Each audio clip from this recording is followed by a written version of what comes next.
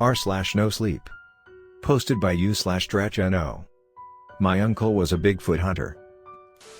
I didn't have the best relationship with my uncle. It hadn't always been like this, though. I remember my childhood and how we'd spend a lot of time together. Sometime after I turned 6 though, he suddenly went dark and his visits nearly ended completely. He used to come around about once every 2 months, and then out of the blue, I was lucky to see him once every 10 years. He had nearly become a distant memory when I received a phone call from him asking for me to visit him. I was going to say no, but he then dropped the bombshell that he was dying. Years of smoking had caught up to him and he didn't have much time left. He even offered to pay for my flight. My uncle lived on a ranch far removed from other people. I think his closest neighbors lived about 20 miles away from his patch of land. He seemed to enjoy it this way and I had wondered about it before. I would soon find out why. I knocked on the door and it opened to reveal the smiling face of my uncle. He was far removed from the memories I had of him, just barely recognizable, but that's what 10 years and cancer do to a person, I suppose. He invited me to sit down and we exchanged a few pleasantries and general chit-chat. My uncle had brought out some snacks which I had enjoyed as a child. I honestly didn't like them as much now that I was older, but I didn't want to say that and just thanked him. It was after an hour that he got to the meat of the matter. "Now, nephew," he said. He actually used my name while talking, but I don't want to reveal it, so I'll just replace it with nephew for the sake of this, and I'll address him as simply uncle. "Are you still big on the whole saving the rainforest thing?" "Oh right. Yeah.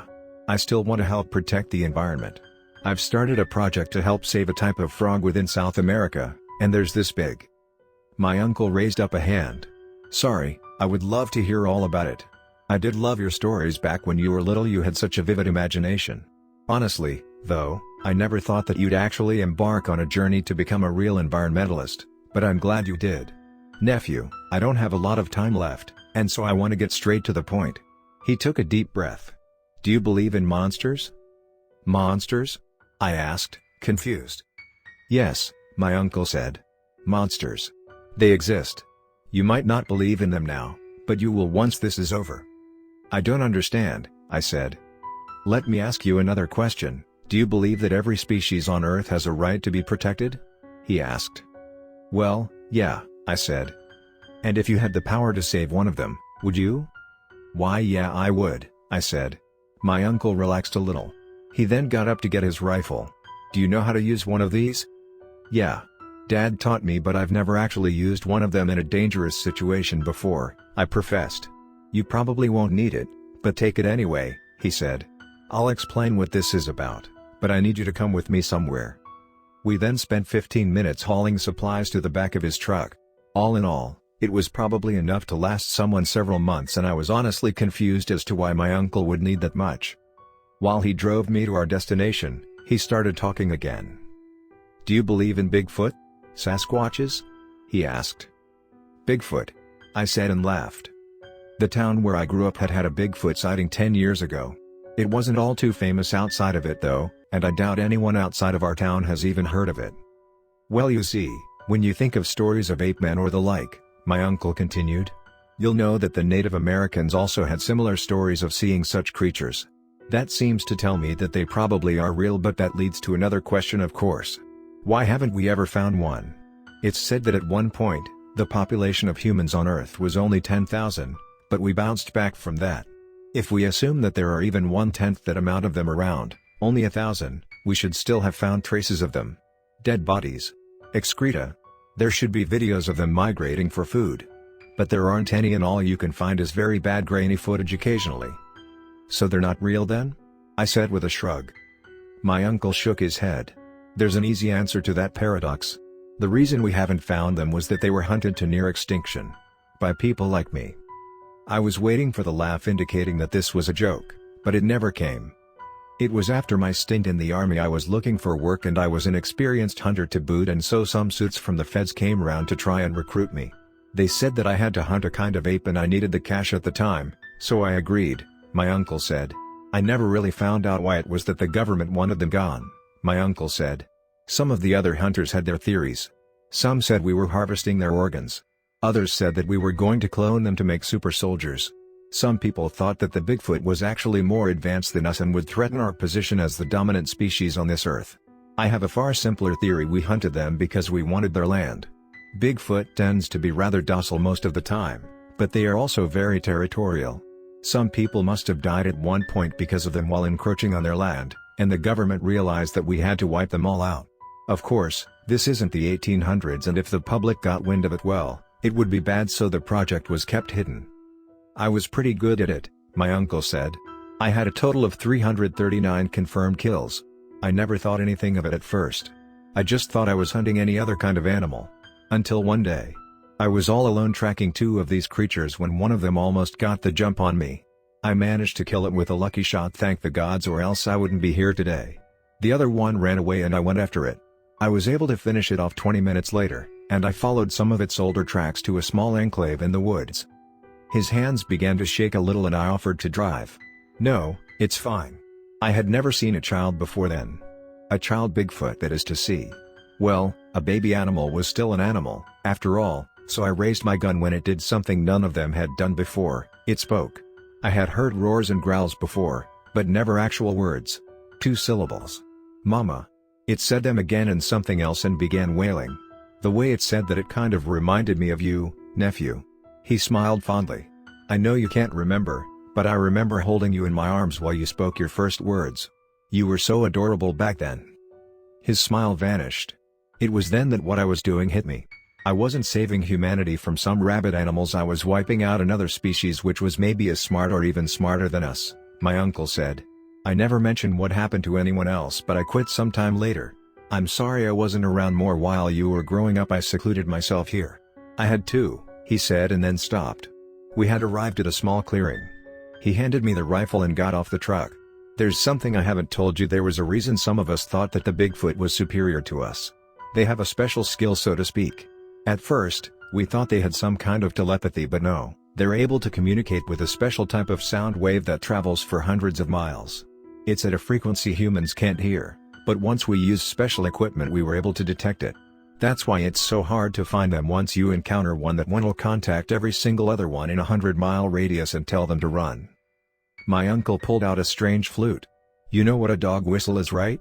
This is kind of the same thing. Up till then, it had occurred to me that this might have been some sort of elaborate joke. My uncle wasn't really a prankster, but maybe he had wanted to make me laugh one last time or something. That, or maybe the medications were interfering with his reasoning ability. He played something on the flute, and nothing happened for 10 minutes, even though my neck kept turning at the slightest sound made by the forest.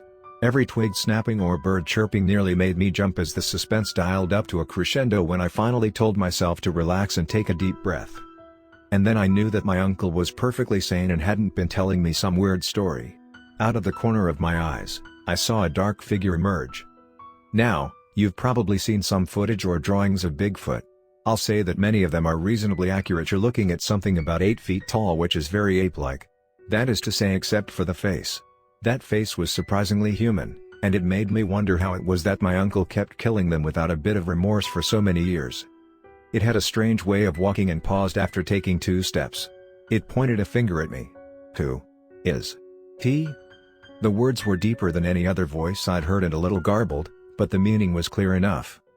He's my nephew, my uncle said. He then pointed to his truck. I got you all I need. But, I'm dying. I won't be around for long. He then turned to me. I hope he'll keep taking care of you. But, my time here is up. He began to cry, something I'd never thought he'd do. If you want to kill me, you can do it now. A chill went down my spine. I was the one who killed your parents. I think you know that, my uncle continued. You might as well take me out of my misery now. The thing raised a hairy fist and I raised the rifle reflexively, but my uncle put up a hand to stop me. This is what I want. I hesitated, and that was a fatal mistake. Even if I wanted to, there was no way I would have reacted in time to save my uncle. But no killing blow came. Instead, the thing pointed a finger at my uncle and said, Mama. Tears flowed down my uncle's face like a faucet. After all this time? I helped my uncle, who was sobbing so it was really me doing all the work, unload the supplies, and we drove off. What was that about? I asked him angrily. Were you really going to let it kill you? It's a he, my uncle corrected. And I have done so much wrong, nephew, throughout my life. Raising him was just a partial atonement for my sins. I know it isn't enough. I can't even walk into a church and confess my sins to anyone." He then paused. "I am sorry though. I didn't want to drag you into this, but someone needs to keep supplying him with food. I keep him hidden, but if he goes out to forage for food he'll be found someday, and this place isn't big enough for him to live off the land." "Why this rifle then?" I asked. "Because," my uncle said, "I was worried that he might try to kill you as revenge instead of me. After all, I killed some of his family. He might have considered that to be fair. But I wouldn't let him hurt you. Of course, I was completely wrong. I was thinking about what I would have done. But he isn't like me. He's much better and bigger of a person than I am." It was then that I realized what my uncle had been talking about earlier. The monsters he spoke of. He wasn't talking about the Bigfoot I had just seen. He was talking about humans. Part of it must have been about himself. Most of it must have been about the other people who had organized the hunt for these creatures, who still walked the earth freely with no guilt in their souls. "So what do I have to do?" I asked. My uncle's eyes lit up a bit. "Will you do it? Will you take care of him for me?" My uncle said that he would leave his investments totaling $12 million. Hunting Bigfoot apparently paid very well as the ranch. It would be more than enough for me to keep the place running. I could even hire some helpers to work on the ranch, though he advised against it as some of them might talk. My uncle died 3 months later. I was with him when he passed away. As he couldn't confess his darkest sin to the pastor, he confessed it to me instead. For the last 4 years, I've been running this place mostly smoothly. Something strange did happen the last time I went to supply him. Behind him, I saw 2 shadows. One was a bit shorter than him, and one was even shorter than me. It appeared that he had found himself a partner, and even a child. Where had they come from? Most likely he had signaled to her using the special call he had. The 2 of us didn't talk too much, but I did tell him I was happy for him. He smiled back and said, "Thank you, brother." For many of you who enjoy hunting for Bigfoots, not in the sense that my uncle did, of course, I just mean people who like searching for signs of Bigfoot, I have a message to pass on to you all. Don't bother, you'll never find them. They know to hide from humans. Many if not all of the sightings you hear about are just hoaxes. I even have the suspicion that many of the hoaxes are done by the government to discredit true sightings. But, I know that I can't solve this problem alone. If people don't know what's happening, the few remaining ones will be killed. And I can't save a species like this. I need to get the word out to let the public know what the government's been doing behind your back. And we can't let them continue. I have devoted lots of time to saving these creatures, but I can't do it by myself. Already, I know many of you will dismiss this as a tall tale. But for those of you who do believe, remember, the best thing you can do for these creatures is simple: leave them alone. In case you do find one or think you saw one in the area, maybe you could leave something to eat for them, but it's doubtful that they'll come back to that area. After all, even I wouldn't trust humans after what they've gone through.